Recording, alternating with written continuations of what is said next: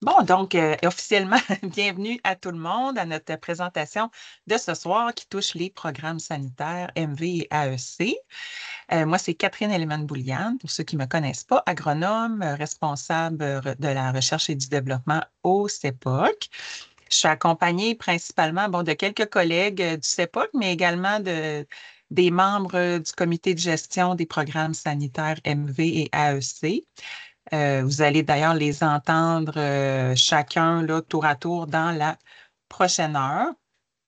Donc, le titre du webinaire, c'est MV et AEC. Donc, on va parler des nouveaux programmes, des nouveaux outils diagnostiques, puis également d'un nouveau projet de recherche. Donc, le plan, oh, je vais faire rentrer une invitée. Donc, le plan un petit peu de manière plus précise de ce soir. Donc, on dit que c'est un webinaire en 3 volets. Donc, le premier volet, ça va être la présentation du nouveau programme l'antivirus, là, donc qui inclut le Medivisa et l'AEC.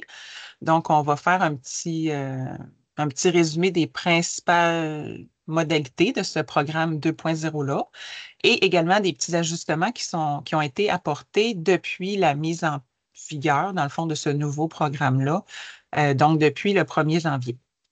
Ensuite de ça, le deuxième volet, ça va être une présentation sur les nouveaux outils diagnostiques disponibles au laboratoire. Donc, il va y avoir, dans un premier temps, une présentation des résultats d'une étude de faisabilité qui a été faite dans les laboratoires au ministère, au MAPAC, puis la présentation de ces nouveaux outils ces nouveaux outils-là qui sont maintenant disponibles. Puis le troisième volet, ça va être la présentation d'un tout nouveau projet de recherche qu'on appelle le projet l'antivirus. Donc, le projet va être présenté, présentation de ses objectifs. Et également, on va parler du recrutement d'entreprises parce que l'équipe de recherche va déjà être à la recherche d'entreprises participantes pour ce beau projet-là. Donc, la présentation devrait durer approximativement 45 minutes.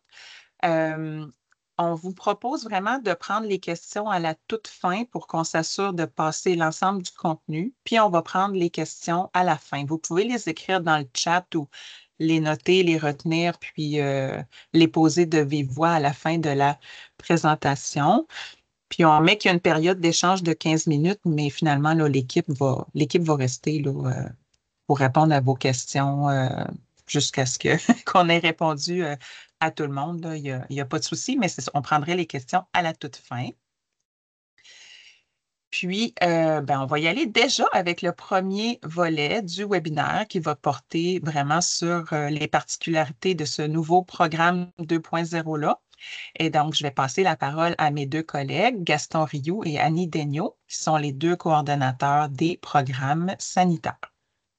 Et je crois que c'est Gaston qui commence. Oui, merci Catherine. C'est effectivement moi qui commence. Puis la présentation, c'est certain, va être assez rapide. On veut entrer dans notre 15 minutes, mais il y a déjà beaucoup d'éléments qui sont disponibles, qu'on vous a déjà informés, puis qui sont disponibles aussi sur notre site avec des webinaires, des présentations qu'on a pu faire. Donc, c'est sûr que je vous invite, si ce n'est pas déjà fait, à pouvoir y aller vraiment. C'est les principales modalités. Puis là, le programme en tant que tel, bon, il y a eu un projet pilote qui a eu lieu avant 2006. Bon, j'ai peut-être une petite divergence avec Anne Leboeuf qui marquait 2007 peut-être, 2006 ou 2007. En tous les cas, ça a commencé là. C'est vraiment suite aux conclusions du projet pilote qui a eu lieu, dont justement Julie Arsenault s'en occupait à ce moment-là. Et ça a évolué dans le temps. Évidemment, en 2011, pour vous donner un exemple, on avait 21 adhérents au programme Midi-Vicina. Ça a évolué, ça a augmenté au cours des années. Là, de ce temps-ci, ça se situe aux alentours de 75. C'est quand même, pour nous autres, quand même très bien parce que au travers de toutes ces années-là aussi, il y a eu une diminution quand même importante du nombre de producteurs ovins au Québec. Et bon, Annie pourra présenter aussi, pourra le mentionner au niveau des éleveurs caprins aussi, il y a une augmentation depuis, évidemment, depuis qu'on coordonne le programme de notre côté au niveau du CEPOC. Il fait qu'il a fallu s'interroger, est-ce que le programme est adapté? Est-ce que le programme doit évoluer? C'est sûr, au fur et à mesure que s'est ajouté beaucoup de nouveaux adhérents, il y a quand même des situations qui se sont produites qui nous ont questionnés. Fait que c'est sûr que ce questionnement-là, on l'a travaillé au point de départ ensemble au niveau de ce qu'on appelle maintenant le comité de gestion, donc le MAPAC, le laboratoire, la faculté, puis le CEPOC. Et évidemment, je dirais le grand branle-bas de combat est commencé en 2022, évidemment. Puis, évidemment, aussi, on est arrivé au 1er janvier 2025 avec ce qu'on disait programme d'assainissement 2.0, mais ça ne s'est pas fait en vase clos, ça s'est fait justement en consultant les éleveurs, soit par des sondages, par des groupes de discussion. Il y a eu il y a eu des échanges avec l'Ontario, parce que à l'Ontario, c'est la seule autre province au Canada qui a un programme Midi-Visna. Ils n'ont pas de programme au niveau de la retraite encéphalique caprine, mais quand même, on a quand même écouté leurs problématiques.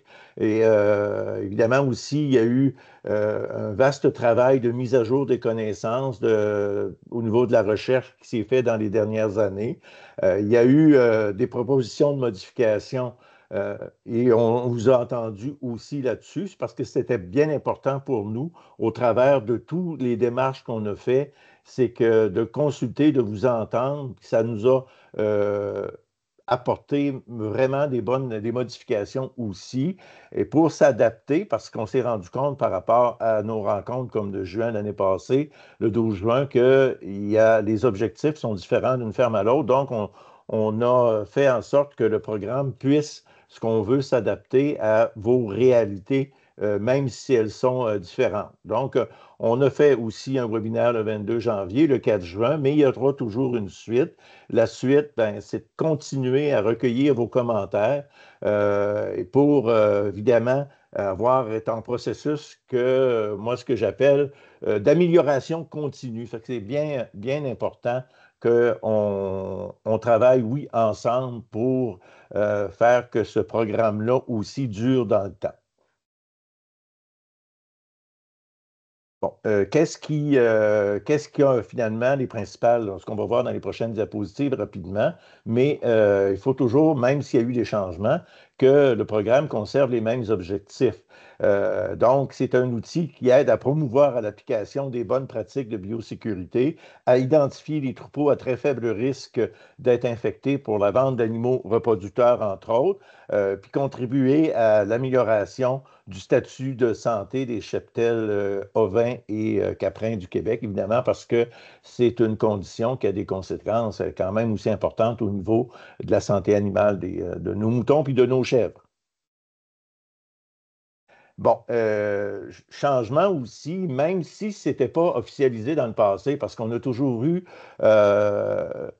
quand même des rencontres avec annuellement, mais ça s'est vraiment accentué plus rapidement au cours des dernières années. Mais le comité de gestion, en fait, qui comprend le MAPAC, ce soir, Dr. Roxane et Art qui est ici aussi, le LSA avec M. Simon Tremblay, qui est là aussi au niveau du comité de gestion. Au niveau du CEPOC, bien évidemment, moi, Annie, comme coordonnateur, puis Catherine aussi nous accompagne régulièrement, puis Martine Jean aussi, qui nous aide aussi dans toute la coordination du programme qui est à contribution, aussi selon les occasions.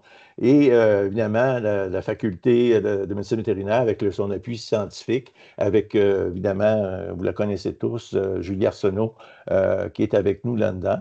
Puis il faut noter que nous avons maintenant des rencontres statutaires à tous les mois pour justement pouvoir, entre chaque rencontre, s'il survient des questionnements, des problématiques, c'est le moment idéal pour en discuter, puis discuter des problèmes complexes, puis orienter les décisions à prendre, puis les changements, comme on verra dans les dernières diapositives, vraiment les changements déjà qui ont été apportés depuis le 1er janvier 2025. Il faut que le programme évolue. c'est un programme pour l'industrie, puis il faut que le programme évolue aussi, qui convienne aux gens de l'industrie, aux producteurs, puis aussi qui s'adapte aux nouvelles connaissances scientifiques. Dans le bas de la diapositive, vous avez quand même les adresses maintenant qu'on a développées pour communiquer avec nous, que ce soit pour le Médivicinat ou la retraite en céphalée de Caprine. Bon. Puis je vais passer aussi très rapidement sur les deux prochaines diapositives, finalement, parce que le schéma d'assainissement, ce qui est évidemment, qui ressemble en fait, mais avec des noms différents, avec l'ancien programme.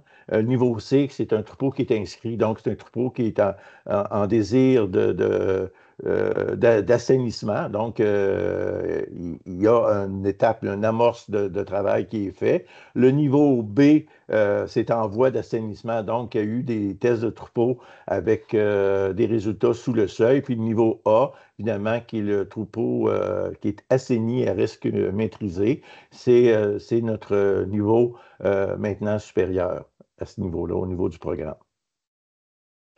Bon, ce qui est vraiment pour justement s'adapter, comme je mentionnais tout à l'heure, aux particularités des différents troupeaux, parce qu'on a des troupeaux commerciaux, on a des troupeaux pur sang, on a des petits troupeaux, on a des gros troupeaux. Donc, les réalités sont vraiment différentes. Puis les désirs aussi de chaque éleveur d'avoir un seuil de décision qui comprend les objectifs. On a entendu qu'il y a des éleveurs que c'est 0% le seuil de décision au niveau des animaux positifs dans les tests qui sont faits, puis d'autres, on peut aller jusqu'à 5%. On ne peut pas nécessairement aller au-delà de 5% parce qu'il y a quand même un risque important de diffusion de la maladie, mais pour un troupeau commercial, entre autres, ça peut être vraiment intéressant d'un 5% parce qu'on peut prétendre que 5% et moins, il y a quand même un niveau de santé adéquat vraiment au niveau de ce troupeau-là. C'est sûr qu'au-delà des seuils qui sont, excusez-moi, mon téléphone sonne, bon, au niveau des seuils, dans le fond, c'est au-delà de ces seuils-là qui sont choisis, ben il y a un test de troupeau complet qui sera exigé. Puis ça, on l'avait fait aussi en conséquence que, par avant, dans l'ancien programme, un animal positif qui est déclaré positif, le troupeau ordonné à 0. Mais finalement, là, présentement, on a ce niveau-là je ne sais pas si on peut appeler ça une tolérance, mais dire que oui, on a dépisté un animal positif, il va être reformé, il doit être réformé, mais évidemment, économiquement, puis au niveau temps humain aussi, on ne recommence pas à 0. Donc, comme je m'en sais, aucun animal positif ne doit être gardé dans le troupeau, peu importe le seuil choisi. Puis, à la lumière aussi de vos commentaires qu'on a eus dans la dernière année, oui, les retests sont possibles si le troupeau, bien entendu, comporte peu de positifs. Donc, il y a beaucoup plus de souplesse également au niveau de l'utilisation des poules. Ça, ben, c'est le schéma. Le schéma, je pense qu'il est à retenir. Vous pouvez aller le consulter. Il est disponible sur notre site. Je n'en ferai pas un détail sur toutes les avenues qu'ils peuvent avoir, mais finalement, c'est toujours une question d'ajustement de seuil, de retrait des animaux positifs, de retest si nécessaire, parce qu'on comprend qu'il y a des animaux, malheureusement, des fois positifs qui ont une autre valeur génétique. Donc, c'est important pour les éleveurs de pouvoir avoir l'opportunité de retester pour éventuellement garder ces animaux-là dans le troupeau, mais évidemment, il demeure potentiellement, je le dis en guillemets, un risque. À ce moment-là, on demande qu'il soit retesté annuellement quand on fait le renouvellement du niveau. Donc, c'est de voir que pour atteindre le niveau supérieur, ça prend 2 tests complets de troupeau sous les seuils. Fait que c'est quand même ça aussi, au point de départ, le programme, on avait suggéré peut-être un test complet avec un résultat négatif, mais en vous entendant aussi, vous nous avez mentionné que c'était probablement une accession trop rapide. Et ça aussi, ben, je pense qu'en mettant 2 tests complets de troupeau, ça permet d'avoir une bonne évaluation de ce qui se passe dans le troupeau. Puis évidemment, ça peut paraître complexe, mais ça, gênez-vous pas. Si vous nous écrivez par courriel, si vous nous voulez nous parler, on peut s'organiser des rencontres vétérinaires, éleveurs, coordonnateurs pour décortiquer tout ça. Puis, ce qu'on veut, là, qui s'adapte à votre troupeau, puis à votre réalité d'élevage, puis à votre réalité économique. Fait que là-dessus, moi, j'ai terminé ma petite partie. Je vais laisser la parole à ma collègue Annie. Oui, donc bonjour. Dans le programme l'antivirus, je m'occupe surtout de la partie chef, donc avec l'arthrite encéphalite caprine, mais maintenant, il va y avoir des changements qui sont en cours, qui ne sont pas terminés, d'un virage numérique pour la coordination de ces programmes-là. La première chose que vous allez remarquer, c'est que maintenant, les certificats de niveau vont être mis de façon numérique uniquement, donc il n'y aura pas de copie papier qui va être envoyée aux adhérents et les éleveurs pourront eux-mêmes l'imprimer et l'utiliser, en faire usage comme ils le veulent par la suite. Et il y aura éventuellement aussi une gestion des dossiers qui va venir tout numériser et une automatisation aussi de l'envoi des certificats. Donc ici, on vous montre un exemple de certificat pour le Medivicina. Donc, on y voit l'année de début de participation au programme et le niveau atteint avec le seuil qui avait été choisi. Donc, ce sont des informations qui vont être importantes pour les acheteurs et qui vont être communiquées là-dessus. Tout ça va être bonifié avec le questionnaire de biosécurité qu'on recommande qu'il soit demandé par les acheteurs. Donc, celui-ci est le certificat pour l'AEC. Donc, maintenant, si on passe au test diagnostic, depuis la mise à jour des programmes l'antivirus, le test ELITEST, qui est un test ELISA, demeure encore le meilleur outil de diagnostic qui est conservé dans le cadre des programmes. Et puis, le test de confirmation est également un ELITEST. Par la suite, notre collègue Simon Tremblay va vous parler d'études de faisabilité et des autres tests qui ont été validés au laboratoire du MAPAC. Ici, on vous présente le questionnaire de biosécurité. Dans l'ancien programme, on l'appelait formulaire de biosécurité qui était sous format papier à remplir absolument et signé par le vétérinaire. Maintenant, c'est un document numérique qui est disponible sur le site web du CEPOC et qui doit être idéalement rempli pas mal au moment des tests là, pour que ce soit envoyé automatiquement au coordonnateur pour qu'on puisse connaître les intentions par rapport au seuil et ensuite automatiser l'envoi du certificat qui va venir une fois que les résultats seront rentrés. Donc, c'est un outil qui permet de communiquer les risques de l'entreprise et qui peuvent être mis à jour au besoin là, selon les changements au niveau de l'élevage. Et dans les questions, on a éliminé ce qui pouvait sembler superflu. On a écouté vos commentaires et on a centré certaines thématiques qui sont vraiment en lien avec l'introduction et la propagation du virus si jamais il a été introduit dans le troupeau. Donc, on a insisté surtout sur ces critères-là dans le questionnaire pour le simplifier. Donc maintenant, si on y va par étapes, le renouvellement, on souhaiterait planifier une rencontre entre le vétérinaire praticien, le coordonnateur du programme et l'éleveur, idéalement avant l'échantillonnage.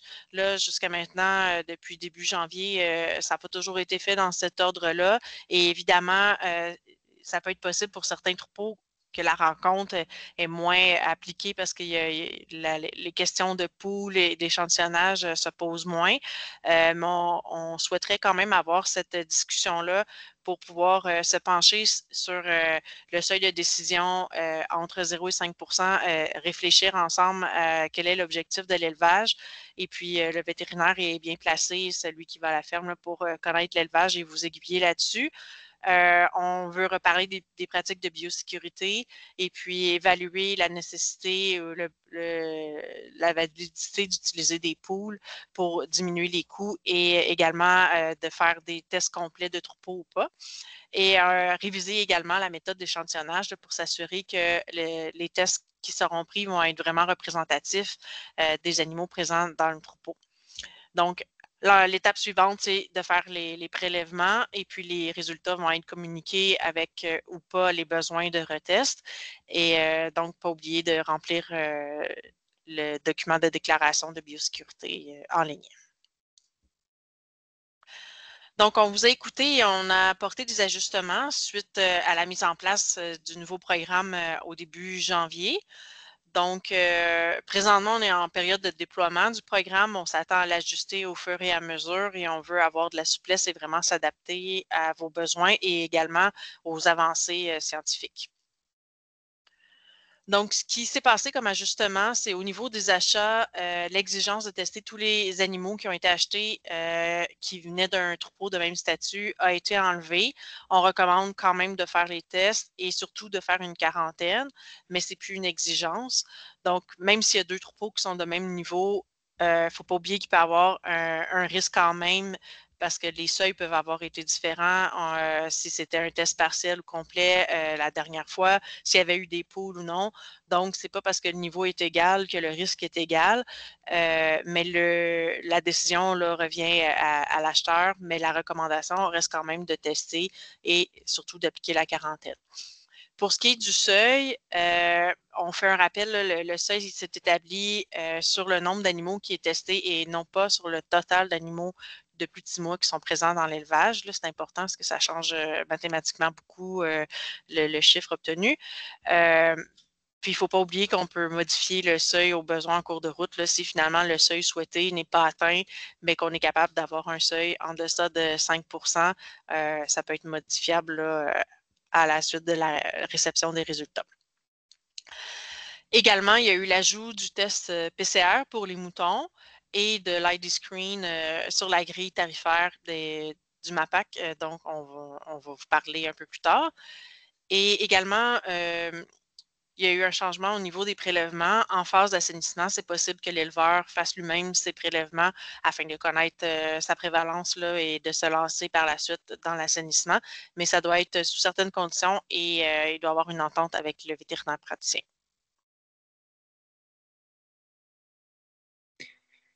Oui, donc pour qu'est-ce qui est maintenant du PISAC, je vais juste me présenter là, vite, Roxane Hart, médecin vétérinaire pour le MAPAC. C'est moi qui est la responsable du réseau des petits ruminants.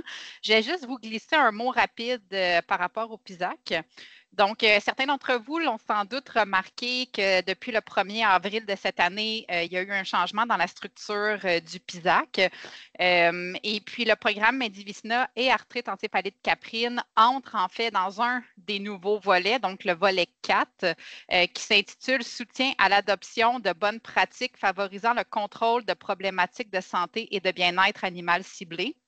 L'objectif du volet 4, c'est de permettre aux éleveurs de recevoir l'accompagnement d'un médecin vétérinaire ou d'un autre professionnel de la santé vétérinaire pour favoriser l'amélioration de leurs pratiques en lien avec la santé et le bien-être des animaux.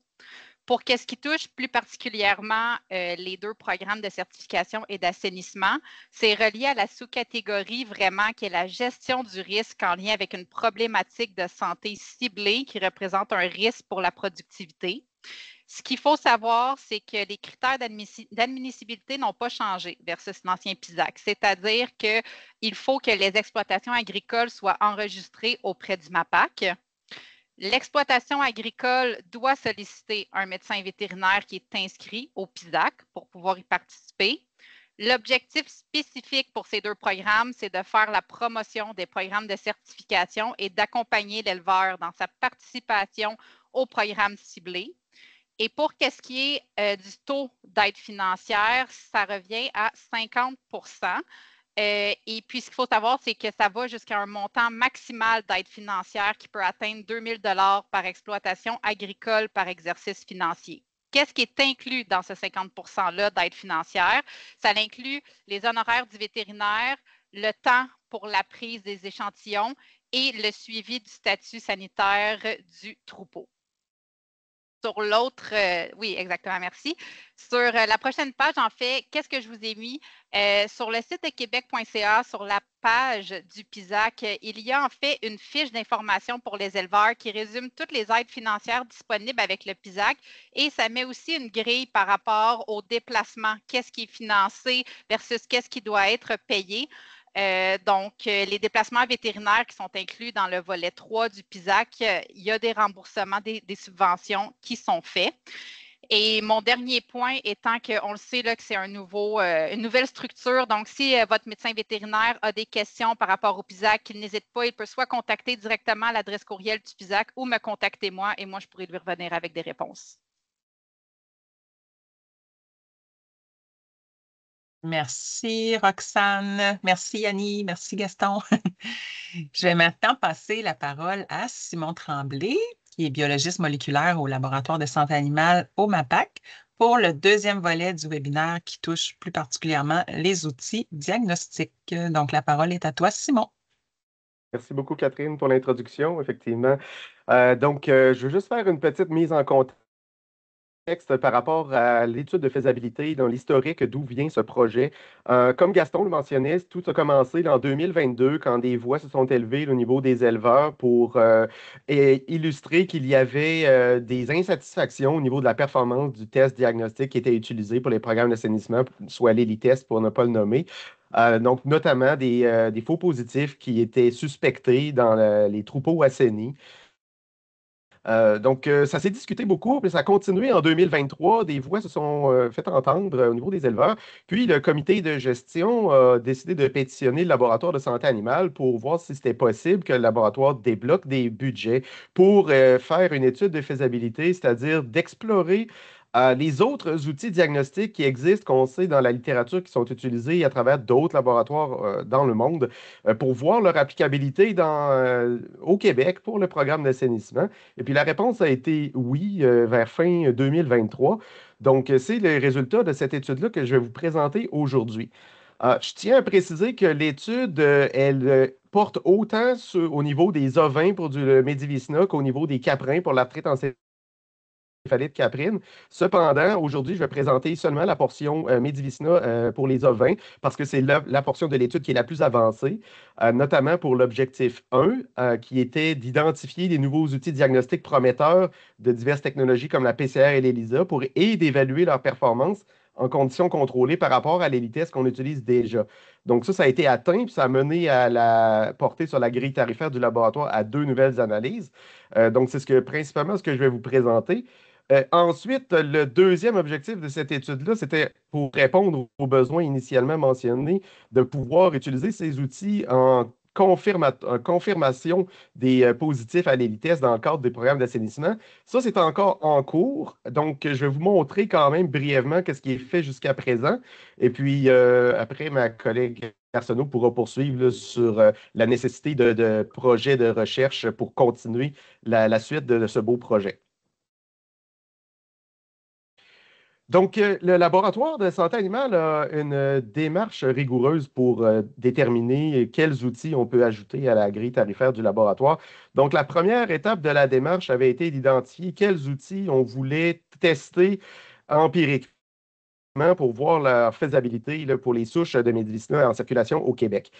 Donc, après revue de littérature et discussion avec le comité, on s'est arrêté sur 3 outils à tester. Le premier, un ELISA comme à l'ELITest, qui était le ID-Screen, qui est un ELISA qui est fortement utilisé en Europe pour les programmes d'assainissement et pour lequel il y a des très bonnes performances dans la littérature. Donc, avoir un ELISA comparatif était un des impératifs du projet afin de comparer la performance de l'ELITest en sérologie. Ensuite, vu que l'objectif du projet était d'avoir des outils confirmatoires, ben, ça nous prenait une technologie qui met vraiment en présence le virus en tant que tel et non pas une réponse indirecte comme les ELISA.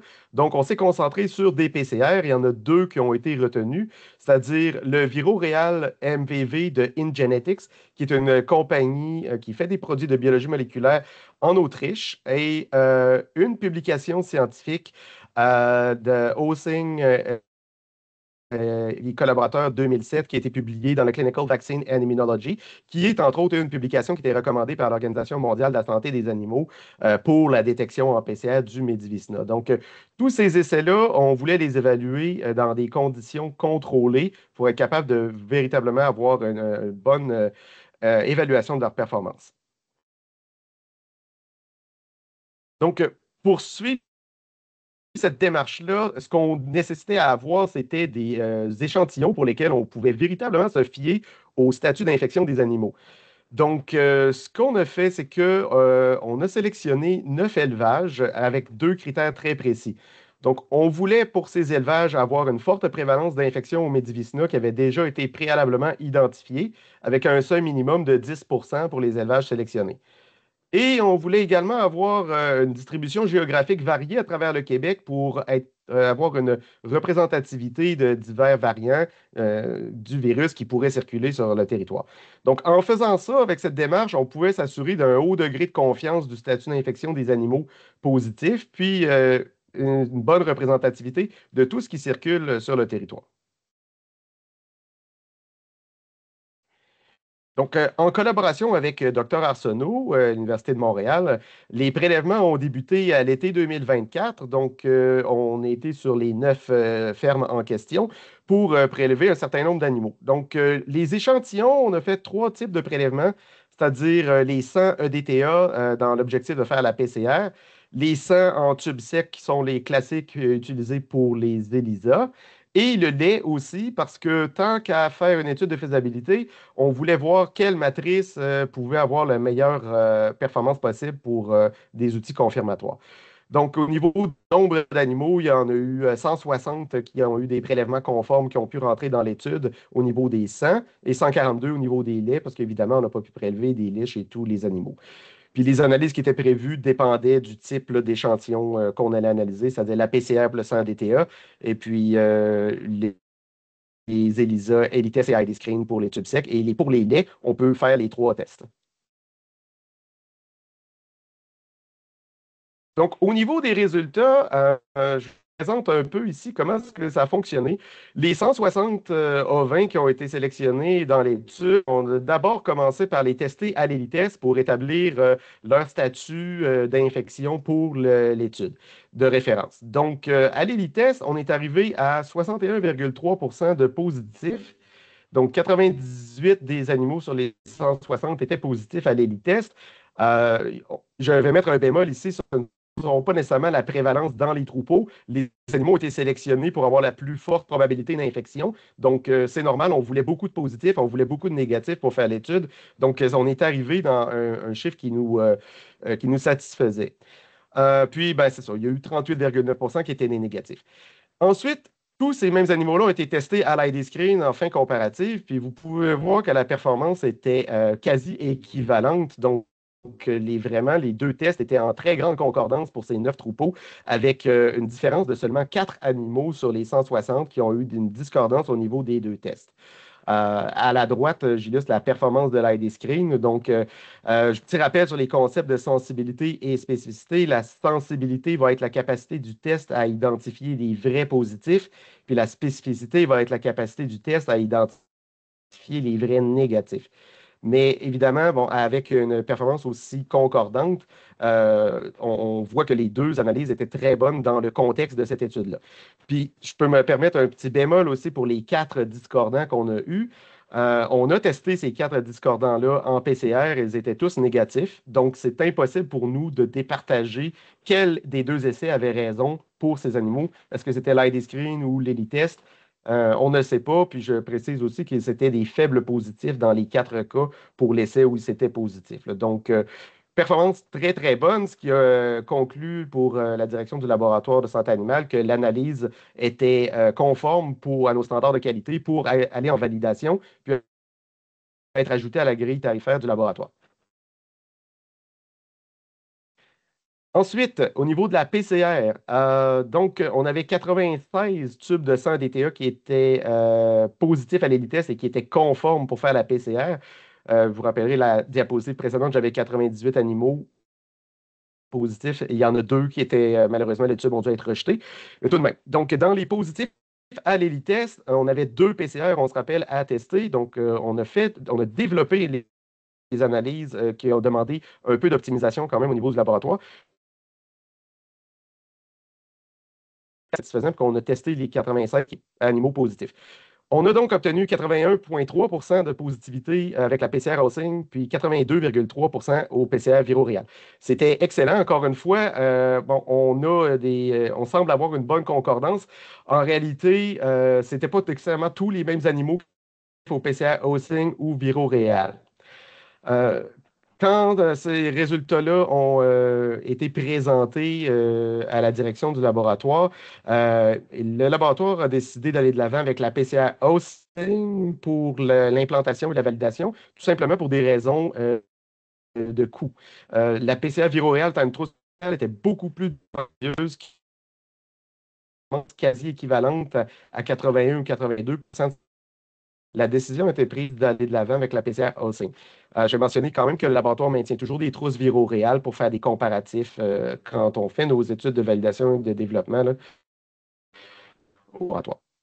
Puis, mention aussi importante, les 62 ovins qui étaient négatifs à l'ELITest ont été testés en PCR Hosting et ont été tous négatifs, ce qui fait foi effectivement de la spécificité très grande des tests PCR pour les Medivicina, ce qui est la raison pourquoi on veut les utiliser. Donc, on était très content de ces résultats-là, c'est que ça regardait bien pour potentiellement l'utiliser comme outil confirmatoire.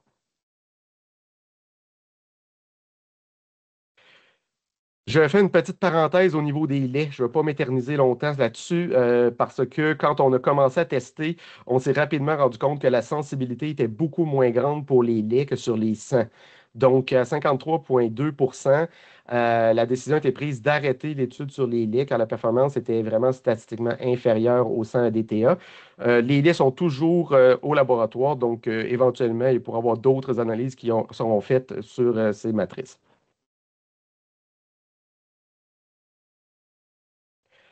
Donc, voilà résumé pour ce qui est de l'objectif 1. On voulait identifier des nouveaux outils diagnostiques prometteurs en conditions contrôlées pour faire la détection du Medivicina. Ça a été atteint, les analyses ont été validées puis ajoutées à la grille tarifaire. Donc maintenant, je vais parler de l'objectif 2 qui est de grand intérêt, c'est-à-dire de pouvoir utiliser ces outils-là dans le but de confirmer des échantillons positifs dans le cadre du programme d'assainissement. C'est en cours. Ce que je vais vous présenter, c'est très préliminaire. Donc, allons-y directement à la prochaine diapositive. Voici donc.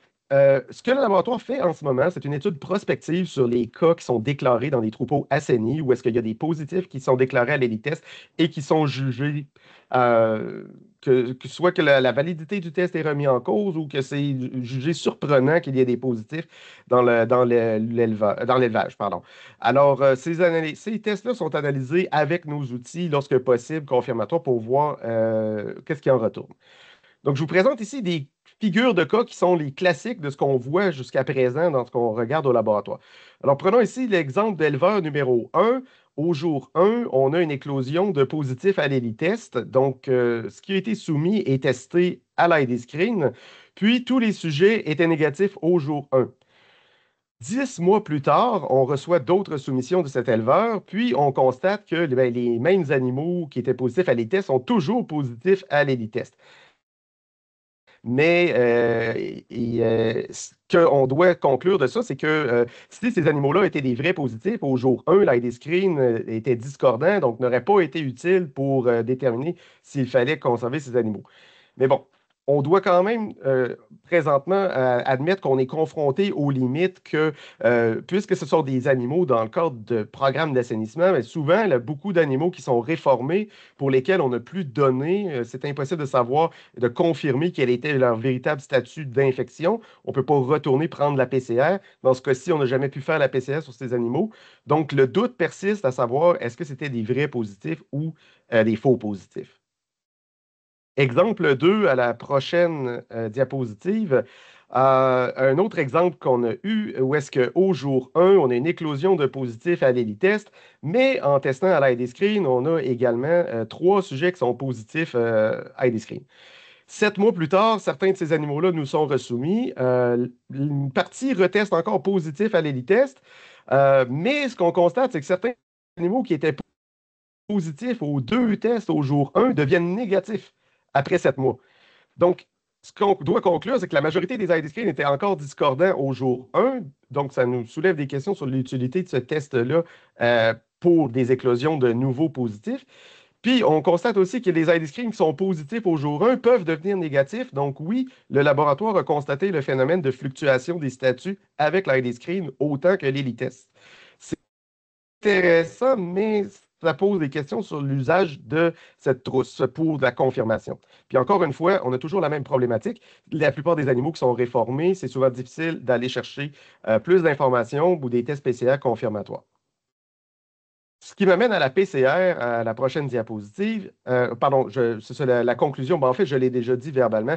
L'ID Screen, on a pu constater que c'est un excellent outil pour faire l'assainissement. Donc, en situation de forte prévalence, l'ID Screen pourrait possiblement être utilisé pour faire l'assainissement des troupeaux. Par contre, on ne sait pas, ça reste encore à prouver si ça peut vraiment être utilisable dans le contexte de troupeaux assainis ou d'infections très récentes. Puis une deuxième trousse ELISA n'est peut-être pas le meilleur outil de confirmation après un premier ELISA dans un contexte de troupeau assaini. Pour la PCR, par contre, là, la problématique qu'on a, c'est qu'on n'a tout simplement pas suffisamment d'échantillons qui sont soumis. Un seul échantillon en date d'aujourd'hui a été soumis en contexte de troupeau assaini pour confirmer un positif ELITEST. C'est avéré négatif. Donc, très peu d'échantillons analysés ne nous permet vraiment pas de conclure en ce moment, malgré qu'on a toujours des espoirs pour cette analyse.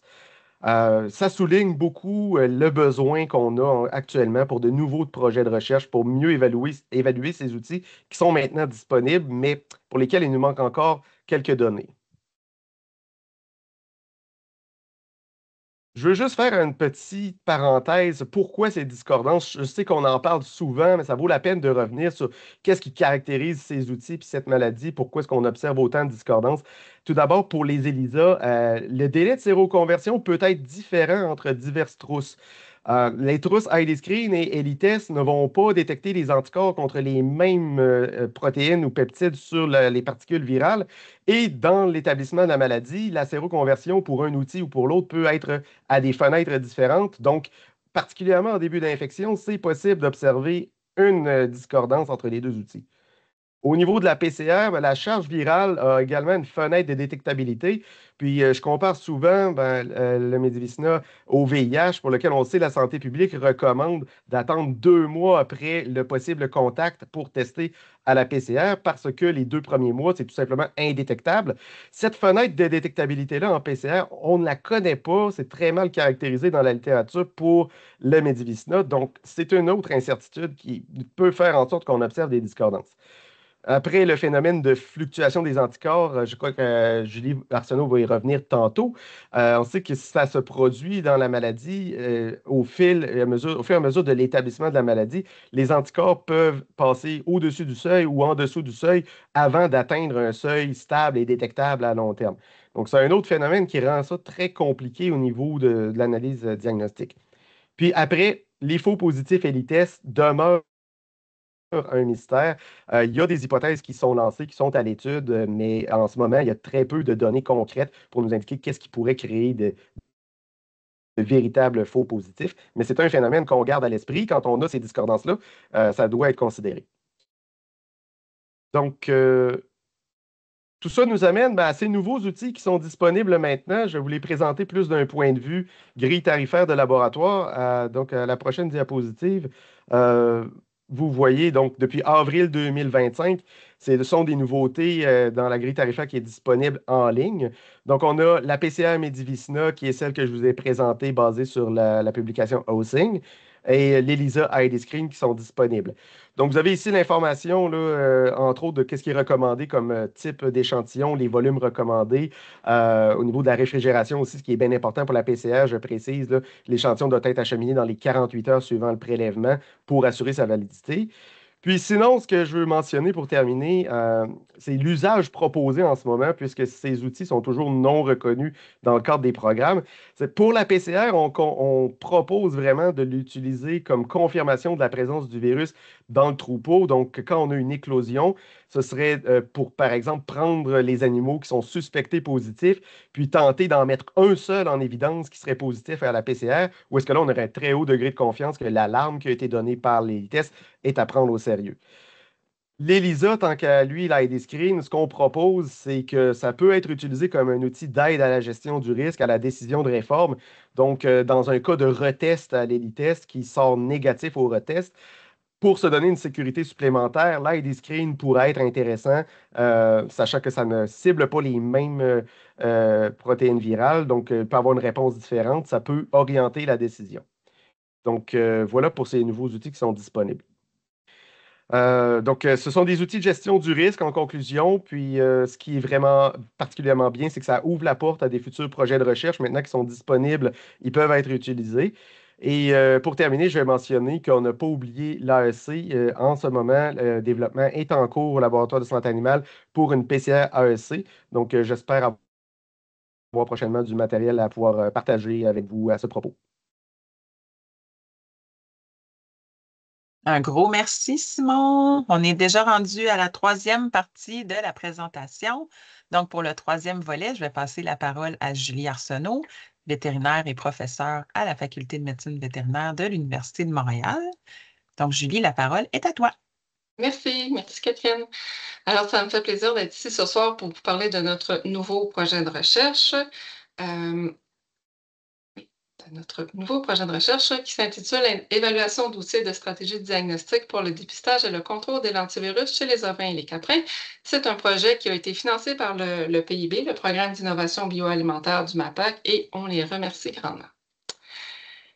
Pendant la démarche, en fait, de révision des programmes, puis aussi régulièrement du terrain, il y a plusieurs questions qui sont soulevées, puis pour lesquelles on n'a pas nécessairement de réponse. Puis ce sont vraiment ces questions-là qui ont servi de base pour créer le projet que je vous présente aujourd'hui. Donc, par exemple, comment interpréter un test positif dans un troupeau assaini, ce qui revient un peu à la question que Simon nous a présentée tantôt.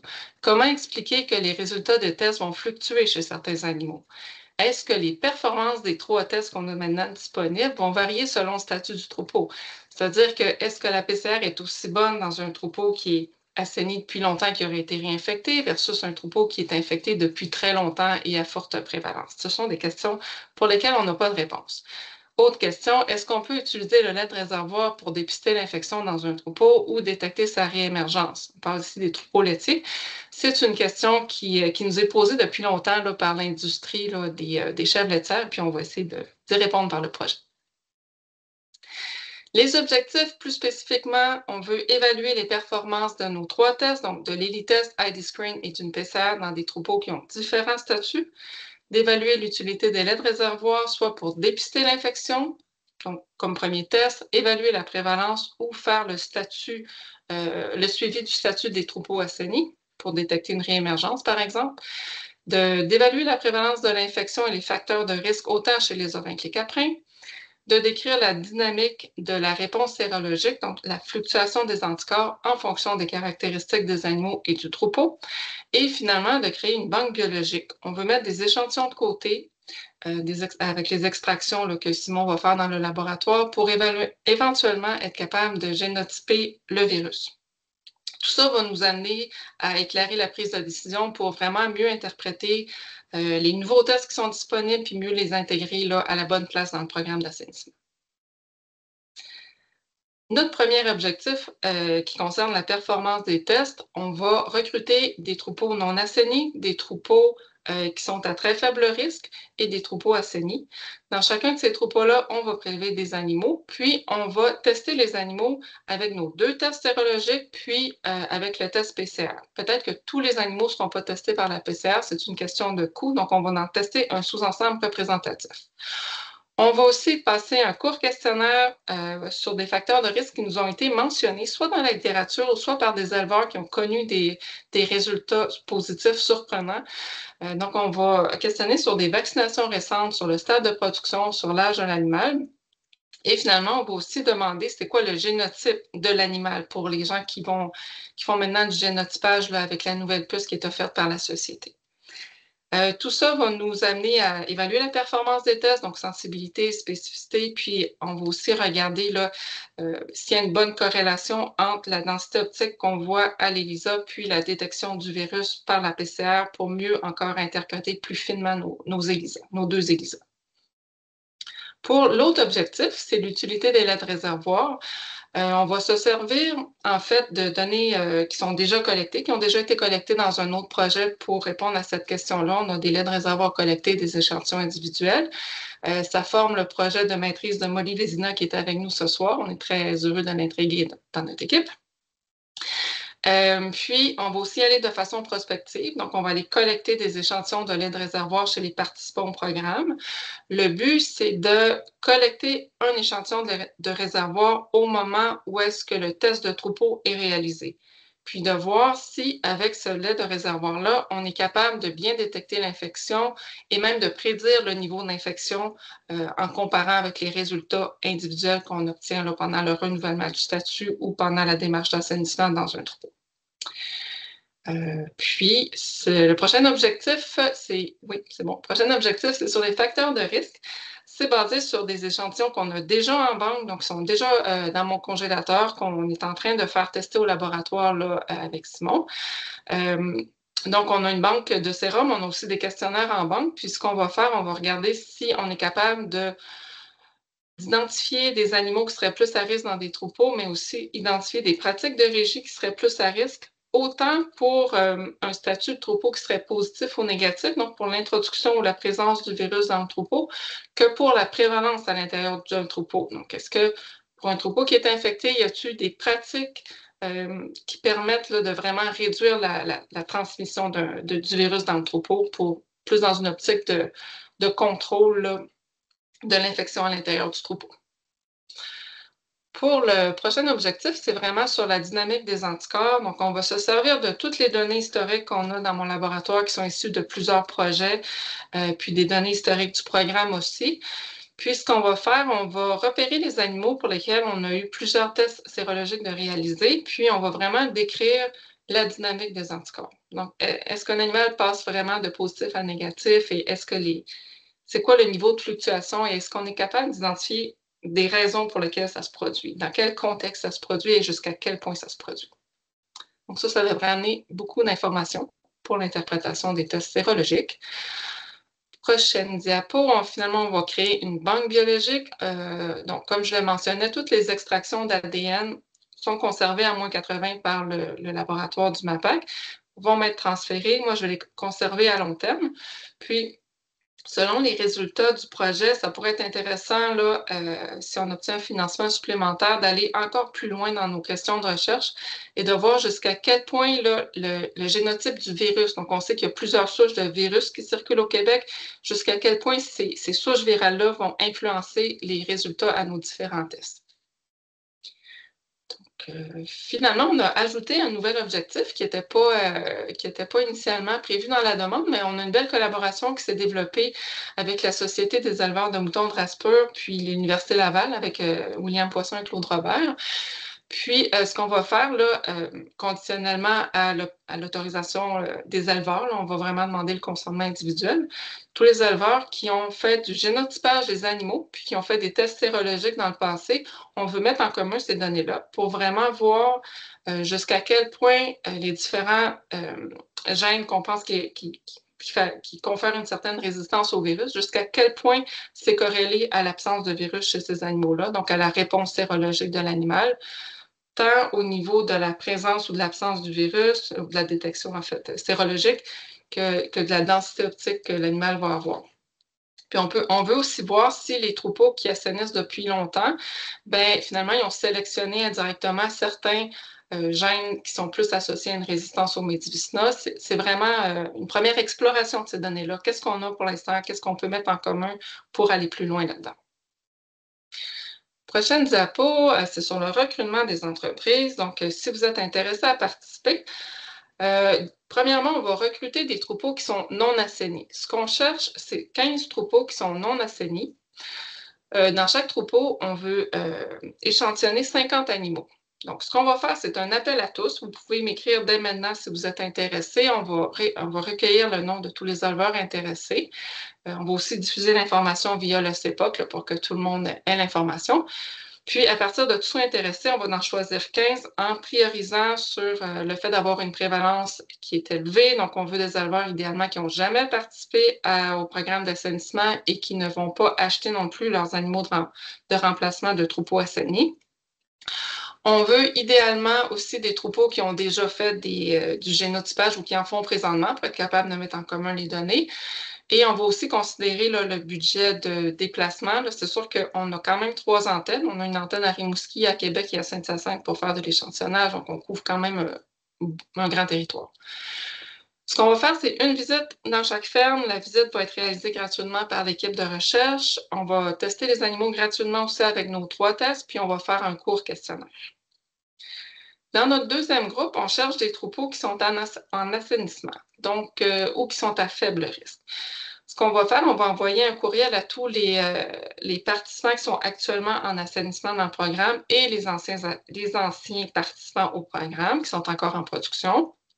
Ce qu'on cherche, c'est des troupeaux qui sont infectés, mais qui ont une faible prévalence. On va aussi prioriser des troupeaux qui ont fait du génotypage et des troupeaux qui seraient pas trop loin de nos 3 antennes. On va faire une visite dans chaque ferme. Si le troupeau est en assainissement actuellement, donc il participe au programme, ce qu'on va faire, on va, avec l'autorisation de l'éleveur, bien sûr, et du vétérinaire, on va essayer de coordonner la visite avec la visite du vétérinaire. Donc, on va discuter avec le vétérinaire, voir qu'est-ce qui est possible de faire. Puis à ce moment-là, ce qu'on offre, c'est une gratuité de test pour 50 animaux avec nos 3 tests. Pour les non-participants, à ce moment-là, ça va être une visite de l'équipe sans frais pour l'éleveur. Puis, dans tous les cas, on va faire un court questionnaire. Donc, c'est vraiment une visite de ferme. Finalement, dans nos troupeaux qui sont déjà assainis, ce qu'on cherche, c'est des troupeaux qui sont assainis puis qui auraient eu des tests positifs inattendus, puis pour lesquels l'éleveur souhaite retester cet animal-là. Donc, on parle d'animal que l'éleveur souhaiterait conserver, donc dans un troupeau qui est assaini ou un troupeau qui est à très faible prévalence. Donc, pour éviter une perte de statut et que l'éleveur souhaite retester son animal et le conserver, à ce moment-là, en fait, on va encore une fois s'associer avec le vétérinaire. On va demander à l'éleveur de prélever un échantillon supplémentaire. Puis, à ce moment-là, on va offrir une gratuité de test incluant pour le PCR avec un court questionnaire encore une fois. Puis, selon le budget du projet, on souhaite faire un suivi 6 mois plus tard. Donc, l'animal va être retesté, puis 6 mois plus tard, l'équipe sans frais retournerait retester cet animal-là avec nos 3 tests sans frais pour l'éleveur pour voir justement si le statut s'est maintenu ou pas. Je pense que ça fait le tour. Oui, on est rendu à la période de questions. Merci. Merci beaucoup, Julie. Effectivement, bon, la présentation est terminée. Il est 8 heures. On va pouvoir passer à la période de questions. Je vais juste arrêter l'enregistrement avant. Donnez-moi une petite seconde.